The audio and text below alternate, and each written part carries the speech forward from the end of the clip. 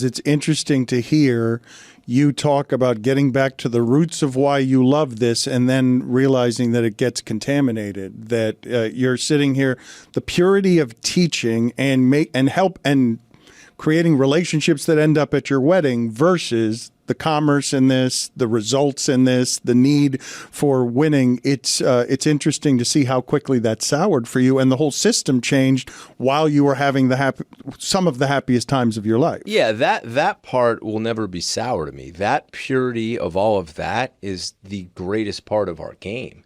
And you can still accomplish that in this league as you bring in a rookie and really pour into him. Or even some of those guys I had in Green Bay and I only got to know for 2 years. I'll have lifelong relationships with those guys.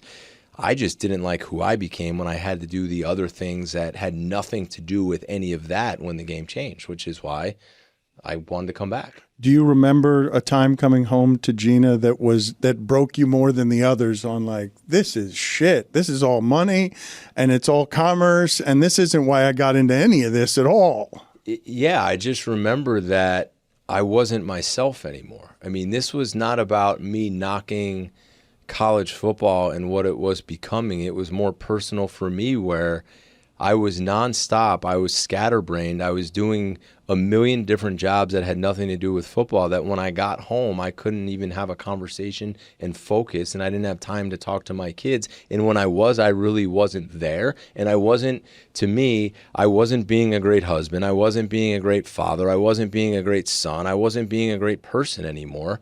And I missed who I was and didn't like that. So regardless of how much money I was going to make, I was never going to do a job that I didn't like if it changed who I was. I mean, I took a job for $2,500 years back, and I loved life and I loved who I was. So it wasn't about the money or the, look at me, I'm a head coach.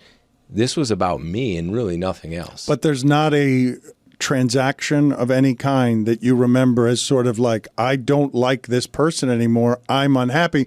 I don't think that people come by the awareness of unhappiness immediately. I think it was built over time with events that took place. And I mean, yeah, it's winning a bowl game and for the first time in a long time at a place, and being on cloud nine after upsetting a top 15 team and all seems well again, and then going to the office the next day and certain players are telling you they're leaving.